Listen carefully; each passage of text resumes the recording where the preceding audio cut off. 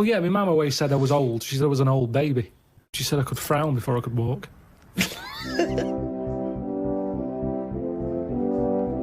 For the past few years, Ricky Gervais, Stephen Merchant, and Karl Pilkington have been meeting regularly for a series of pointless conversations. This is one of them. Testing. Is that all right?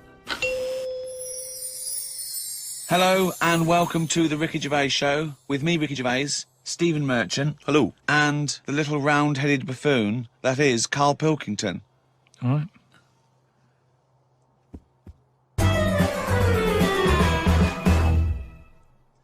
Now, you probably know me from such works as The Office and Extras, Stephen being my co-writer and co-director on those things. For those people who are not so aware of Karl Pilkington, he was our producer, sort of given to us when we first started on XFM. And you're thinking, well, why are we doing a podcast? It's because I like to be in a room with Karl Pilkington. You know, like some people go and help sort of chimps. Do they? Yeah. Well, they go to the jungles and things. And help out little sort of endangered species. Diane Fossey or whatever. Exactly. You're very much the Diane Fossey of the Manchester scene. Of the little bald mank world. And Karl Pilkington is an ongoing experiment for me, because I've seen him blossom from an idiot into an imbecile. And I want to see it through. Look at the way he's looking at us. Look at that. He's got a perfectly round head. And that's why I'm doing this podcast. Karl, what do you think about all this?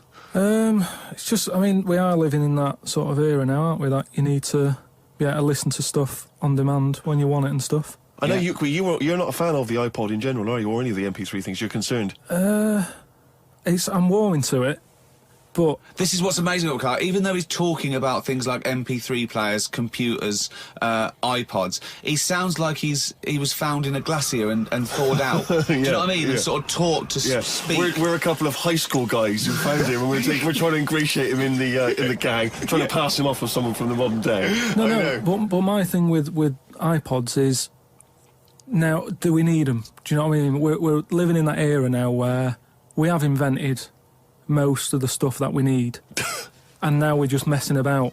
They said that in 1900. Someone actually said everything that's to be invented has already been invented. They said that in 1900, and how wrong were they? No, but what came out, at what point, what was invented in that year where they went, right, that's it now? The 20th century. Think what happened in the 20th century. Go on. Well, planes. Yeah, but is that a good thing? Planes and that. Do you need a plane, really? Wouldn't it have been better if we all stuck where we should be instead of travelling about? War. Well, look, war's happening, isn't it? Because everyone's saying, well, now we can fly, we'll go over there. So there were no wars prior to the invention of the aeroplane? Not like there is today. Right. But what I'm saying is, the world's got smaller on it. Everyone's saying that, right? Yeah. The way I was saying to you the other day, we now go to places where we shouldn't go. People go on holiday to places where you've got to have an injection before you go there. Yeah. Forget it then. That's a warning. Don't go there. I'm with you on that. I don't want to enter a country where I have to have an injection to stop me from dying while I'm in that country. Right, I totally agree with you on that. So what happened is, they invented the plane, and it's like, oh, let's go on holiday, and then they go, oh, I die now. Oh, well, you've got to invent something, let's invent an injection. And then it's like, right, well, what else do we need to go to that place? There's a lot of faffing. So what I'm saying is... Is that a place? A lot of faffing? What I'm saying is, Steve's travelled more than I have. You've been to, like, dangerous places. I've been to places where you need injections, yeah. Yeah, but why? Because it's fascinating, isn't it? Don't you not believe in that idea of travel broadens the mind? It makes you experience other ways of life, other ways of thinking. It just enriches you as a human being. That's the whole reason people go travelling. But since the invention of the telly, you don't have to go that far to see it. You're absolutely right. So there you go, then. The telly was the 20th century, wasn't it? Yeah, it's pretty good. So where would you stop, then? You'd stop making stuff now? Stop inventing stuff right now? If we're going to invent something, right, forget, like, the traditional way of people having kids, right? The way they, have it away in that. What do you mean? What do you mean? No, like the way that, we have kids and stuff. If it'd be good if what happened was to control it is if man and woman, right, they're born and that, they enjoy their life, they learn a lot, they live to be about 78, I think, by that point. So specific. Yeah, 78, No, yeah. but by 78, I reckon you've sort of got to that point where you go, do you know what? I've done everything I'm going to do. If you haven't bungee jumped by the time you're 78, you're not going to do it. You know what I mean? So it's kind of like... Your hips come off. You've done it all now, Yeah. and then you die, right? So say if everyone had that, they lived to be 78. But then, just as you die, you have a little baby inside you, and as you die, your life carries on. Sorry. How is are this you- happening? Sorry, are you mental? No, but don't you think... I mean, what? I've never heard such drivel. You're saying that, but if Newton said it, you'd go, interesting. That's what annoys me. The point is, Carl, he never would. No, He'd what? never say it. That's the point. If you never say it, I don't understand what you're talking about there. What, how was it? How is there a little baby in a 78-year-old? No, what I'm saying is it's like an apple, where the apple grows and it's got its little baby pips in it, and the apple goes and the seeds are planted and a new one's born. But that's what happens. But that is what reproduction is. Yeah, but I'm saying babies aren't being born left, right and centre. It's controlled so that as someone dies, someone's born. But Carl, stop.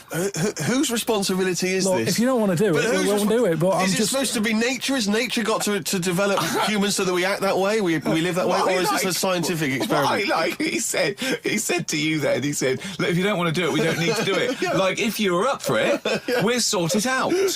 We can do that. We'll have a whip round so we can do the research. I just think at the end of the day, we've got to do something. And is anyone keeping an eye on this and looking at what we can do next to control the population thing? It does my head in that I've got to live in London for work and what have you. And there's loads of people here. And, forget going out on a Saturday night, it's too busy. And you can't move and they keep... I mean, what annoys me about London So is... your solution is that 78-year-old women have little babies inside them, and as they slip away into death, the little babies... And how is that baby then Who looks raised? after Who the looks baby? after the baby? Because it's a pretty good system, having a baby while you're young enough to look after that baby and make sure it lives to, reproductive age itself. I mean, that system's been working for years. Nature's sort of sorted it out. Natural selection and evolution sort of makes that a good model. But wait a minute, nature. Pop that on hold, because Carl Pilkinton's got an idea. Yeah. That's what it was, just an idea. Yeah, well, it was nonsense. But thank you for it. The worst I mean, it was the ramblings of someone you'd find by themselves in a hospital eating flies. This is the sort of thing you find when, if they find maybe a pamphlet or a booklet written by a psychopath. Someone, just before they went on a rampage and then turned the gun on themselves, they go through their possessions and they find a book and it's got weird drawings, women with knives in their face, and this kind of In garbage. fact, I saw a similar sort of theory written out on a wall, but it was written in shit. Exactly. Yeah. No, all I'm saying is, I think it's when people die normally, everyone's fed up about it, aren't they, and a bit down. But if when you pass away, you go, oh, we're gonna miss Gladys or whatever. But then there's this new life brought in. It's almost like a bad news. But you're talking about it like someone could pick this idea up and run with it. Like you've given them enough information to do it. How is this possible? Where does she get the baby from? Why does it grow? Why grow it in Gladys's belly? Why not have it in a drawer? But what I'm saying ready to go. Just add water. I mean, Who looks after son of Gladys? There is no theory here. There's no. It's the ramblings of a madman. What I'm saying is, though, the body's always changing, innit? From caveman to now or whatever. In It's some changing. cases. And they're always finding out more and more. Like I read the other day about how they're saying, do you know, like they say, people have 6 senses. Yeah. There's loads more than that. Right, and there's this one. I say, show me that you've got one. No, right, and there's this one that's knocking about. Go on. That what it is. Say if I'm in a pub, right, and I'm just doing a crossword or whatever. Unlikely, but go on. And there's some woman who's walked in, right, and she's staring at me. Yeah. I know she's looking at me, and I look up and I look round, she's looking at me. Right. And they're saying that's a new sense that they found out from, like, doing tests and what have you. Yeah, it's rubbish. And they're saying okay. that's been around since like man and dinosaur was knocking about. They've stopped. No, they've pursuing- explained I it. think it's safe to assume that, that with your perfectly round head, people are always stopping and No, looking. but they explained You it. just know that there's probably going to be someone there if you They look right. said it's from the time when, like, caveman was, like, wandering about, and he'd go, hang on a minute, and he'd look round, there's a dinosaur there or whatever, and he'd leg it. This is nonsense. One, not- I hate it when people use the term when caveman was wandering round. Caveman and dinosaurs. Oh, they used to live together. Yeah. Oh, that's the same era.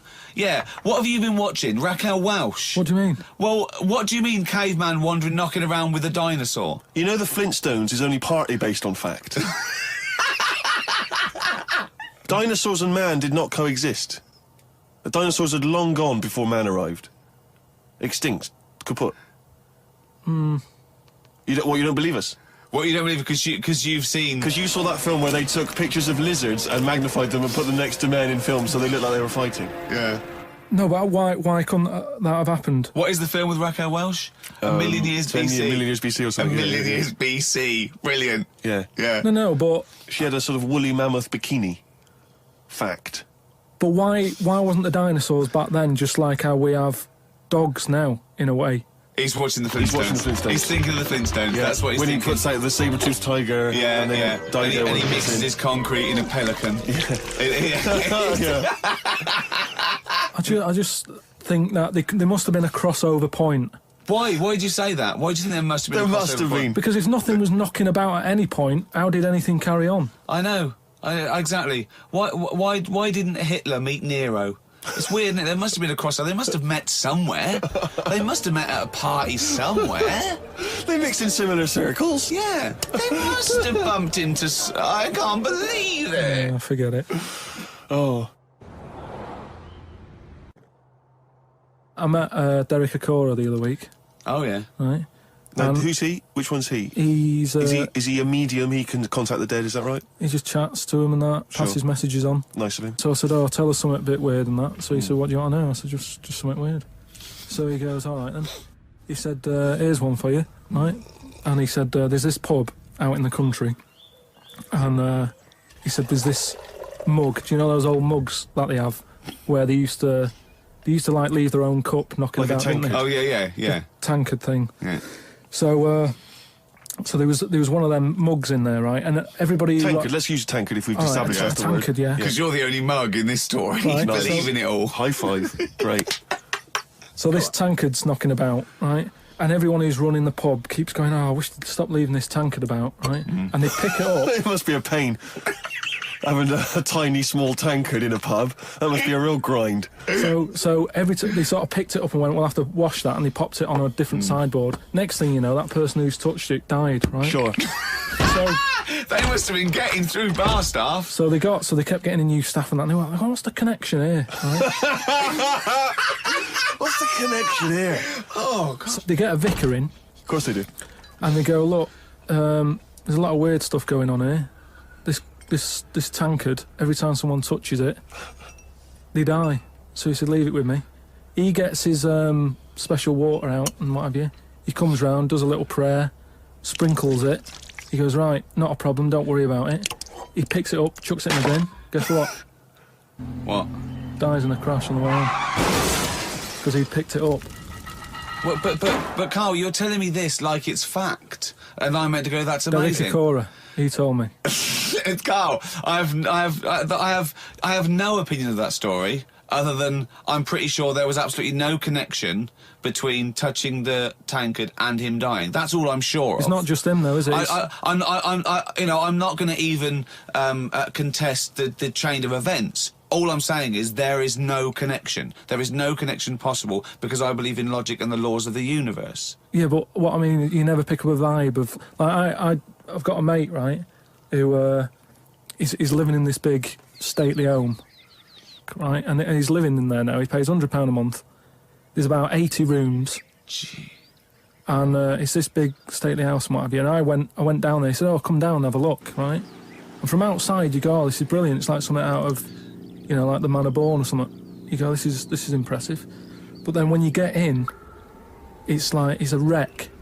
And we go in, and all the floors are like a wreck and rotten and stuff.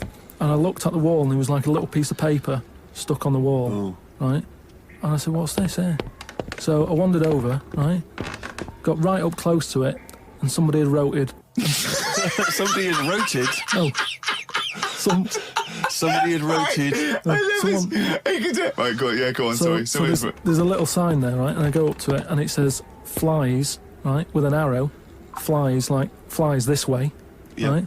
I think that's a bit weird. So I follow the arrow, right, which goes to this corner where there's a shelf, about 3,000 dead flies on it.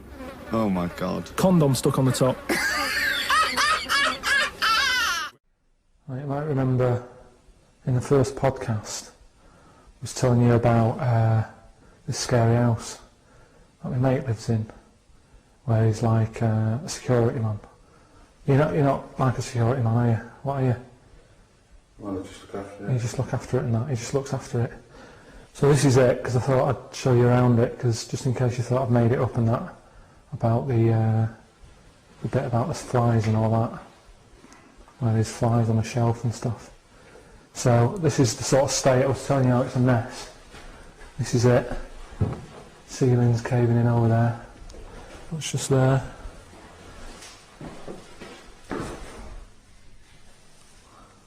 Pair of pants.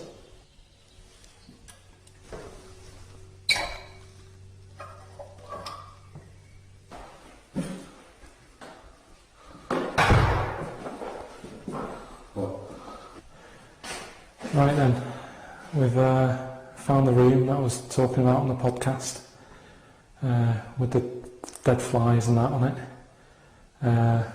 This is the sign that I was telling you about. Got a fly on it, right, little arrow. There's flies here, look. Little ladybird there. Oh, flies attacking the ladybird and that. Right, so you've got that. So follow it along, right, you think, well, there's nothing there, and you can get the camera up there, right, look at that lot, dead flies. I'm just showing you this because some people have said, oh, you made it up and all that, but there's no way, just for the sake of the podcast, I'd go around collecting that many dead flies. There's a condom as well that I was talking about. Weird, isn't it?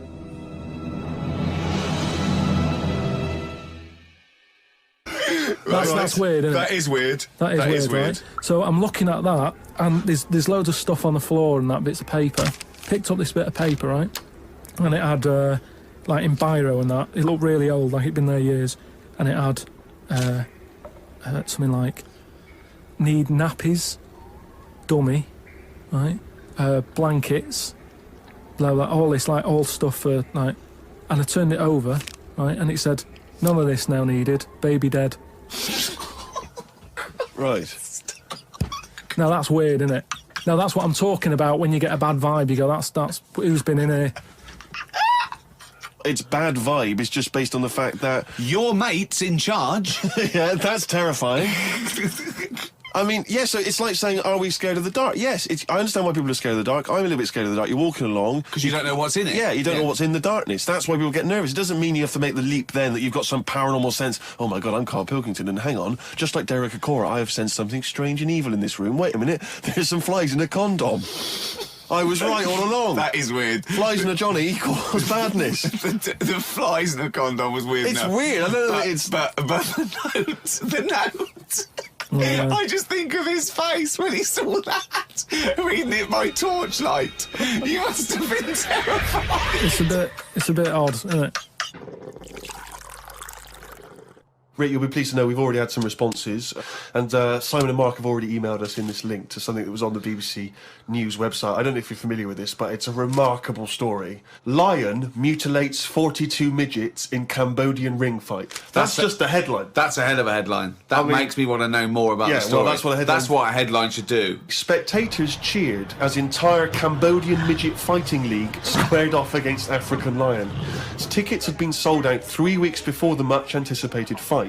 The fight was organised when an angry fan contested Yang Shamoni, president of the CMFL, claiming that one lion could defeat his entire league of 42 fighters. Well, the fight was ended, Rick, after only 12 minutes, after which 28 of the midget fighters were declared dead Right. while the other 14 suffered severe injuries, including broken bones, lost limbs, and they were basically unable to fight But the anymore. lion wasn't hurt? It would have seemed that the lion was okay. Oh, good. Well, that's amazing. Karl, what are your thoughts instantly? I mean, you're bound to have a take on that. See, what's annoying me is I've sent money to Cambodia because apparently they're hungry and haven't got any energy. So what's going on? Well, it's much easier to fill up a midget than it is a regular Cambodian. You know, they're I just happy feel on like a Mars I'm bar. being cheated a bit. You were conned before with a charity, weren't you? Well, a few times, yeah. What about the old lady? What was that? I got stopped, and it's like they sort of drag you in by saying, "Have you got a gran?" And I said, "No, they died," and that. It's like, "Oh, did they die of the cold?" No, just, ill. What have you? Just old age. He said, "Well, what happens with a lot of people's grans is they die in the cold, right?" So I was like, "Oh, that's bad, isn't it?" Anyway, so she's chatting and she's showing me pictures of these old women who look cold, right? Saying, "Look at her, that's Edna. She's got no family. She can't pay the bills and all that." Yeah. So I'm like, "Oh yeah." Anyway, it goes on for about 15 minutes, and you feel bad. You give them your bank details, right? And what happens is every couple of months you get a letter from Edna. Well, Right. it's not from her; it's typed up and what have you. But there's a picture of Edna, right? And it's saying, "Oh, this December, Edna's going to be extra cold. It's cold outside. She can't afford to pay the heat and what have you." Yeah. Keep going, right? So you keep paying every month like £5, whatever. Get another letter a few months later, right? Edna's sat there. She's got a tan. What do you mean she's got a tan? Well, when they said, she's cold, I thought they meant for the heating, not to send her on holiday for a month. She sat there with a tan. I'm not joking. Are you sure it wasn't just a slight problem in the printing? No, definitely. Sure, it she wasn't looked well happy. Sure, it wasn't liver failure. You see, when does it become bad to avoid people like that? Do you know what I mean? Because some people say you shouldn't. They're people like us who've just had a bit of bad luck. Well, of course they are. Yeah, I know, but I remember one on our estate, right? And she was a bit. What's the word that you can use? Because I don't want to offend anyone. But I'd say but sort of mental homeless. Is that a term? That's the official term. I think that is the new official term. It's mental homeless-itis. Right. So she lived on the estate and what have you, and she aged. How was she homeless if she lived on the estate? Well, she sort of decided to stay around there because I think people on the estate spoke to her more than people who had money. So this mental homeless woman on the estate, and what she used to do, right? She acted quite normal, and she used to always push like a pram around with her, right? And everyone was like, "She can't have a kid, can she?" Right? And she was dead happy every day. She was up and down, walking up and down the road. Anyway, one day she sort of walked past, right? Turned round and looked in the pram. There's a bucket with a face on it.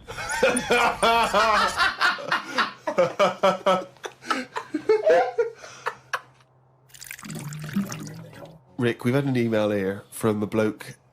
I think you're going to respect him because I think you can tell straight away from his name that he's the kind of guy you'd want to hang out with. Go on. I know how much you love fun people. Yeah. Well, Paul, and he's calling himself this, Paul the Party Animal Parker. He's emailed in. He's given himself that moniker.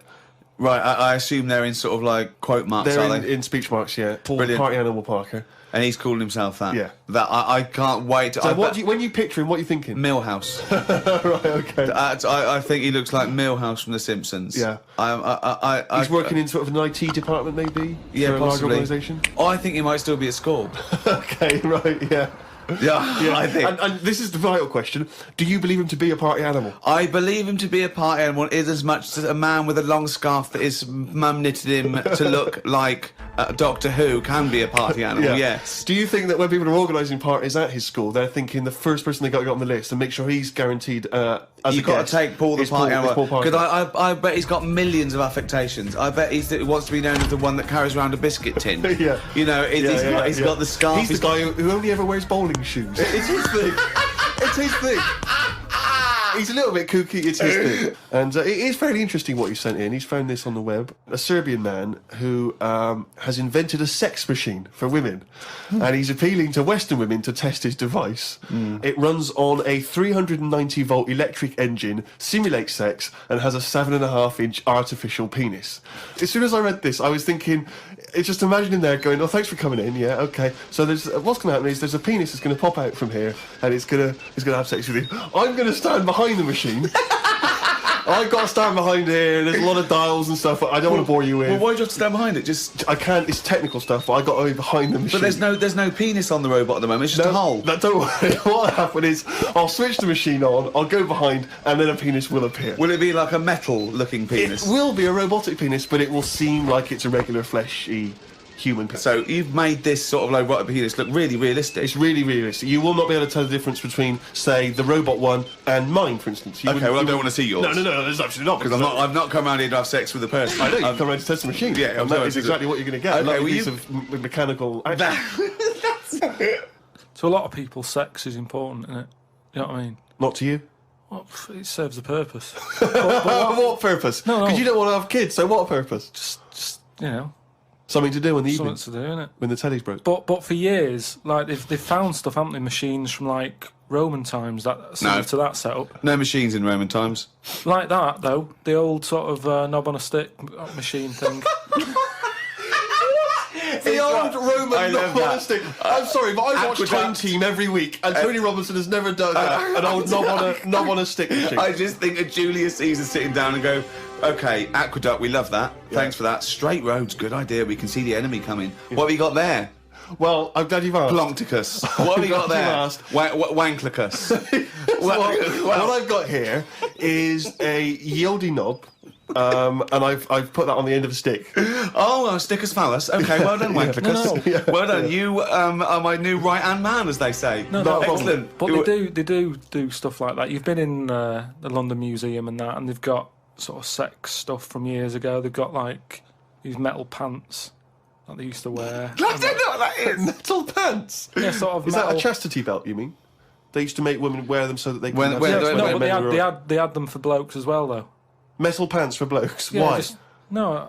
I just think they sort of like sexy metal pants. What? Oh, I don't know what you mean. What with are you sexy talking metal about? pants. Well, they'll have to look because I haven't got it in front of me. It's just something I remember seeing, some sort of sexy metal pants that they used to wear. But what are you saying? Sexy metal pants? Because they that always was had not to British be- Museum. That was Soho. No, what I mean. That was Old Compton Street. You were looking They in the always shop had to window. be ready for like battle and that, but these were a little bit sexy but protective at the same time. I love that. So, Lancelot, are you ready to face the Black Knight? Yeah. What do you think of these? Huh? I just want to look good on the battlefield. Will there be women watching, cheering us on? Well, you're not going to fight like that, are you? What about with your I'm chest? going to wear nothing except these sexy metal pants. But what about your chest is exposed? no, You don't well, it's a good chest. I'll be working out. yeah, I know, but what I mean is you want metal all I've over. actually been lifting up the round table every week. I just work out, do that about 4 times a day. But that machine, right? Why did it have to be a woman, or could they have got a little gay fella in? I Let don't me know. just check. It doesn't actually specify the small print here. I love that. Why do you want to see a little gay fella be... I don't want to see it. I'm just saying they're sort of more. Carl, why do you want... I don't wanna see it. Why do you want to Don't wanna watch a see it. gay man get buggered by a robot? I wasn't the one typing in gay machines on the internet finding stuff out about them. It's not a Steve gay was. machine. You just made it into a gay machine. Yeah, he wanted to pleasure women with this machine. Oh. You're saying, can I see a little gay fella get a robotic cock up his arse? You're the one requesting that, Carl I don't want Pilkington. that. I'm just saying that. You're the one that wants to see gay men with metal stuff up their anus. No, what I'm saying is they're more up for a bit more experimentation than. What are you saying? Why is that the case? Why? Why'd you say that? No, just they just butt plugs and that. I mean, what I'm saying is. What, you can't just say butt plugs and that. I'm just saying that I reckon they'd be up for it. What do you know That's all about I'm butt plugs? saying. I don't know anything about them. I just remember seeing an advert for some once in a sex shop. What are you doing? What are you doing? No, I wasn't. I was just walking past. I was walking past the sex shop and that, and Your eyes you sort of glisten. looking. Why were you walking past a sex shop? Just because I was on the way to work and that, and I passed one, and there was a little sort of one. It was open early, which I never understood. Right, it was about 8 o'clock in the morning. Right, and I Who's thought, rushing out for butt plugs that early in the who morning, needs them now? Right, but I sort I must of get had a bagel and some poppers on the way to work. I walked past it, and it had like a little post-it note or postcard type thing, and it was like popping now, buy an item, chucking some free butt plugs.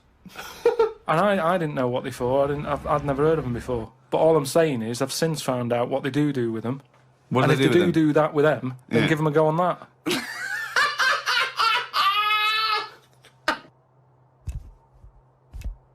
Another email here. It's an interesting fact. I'm hoping it's true. America's first nudist organisation apparently was founded in 1929 by 3 men.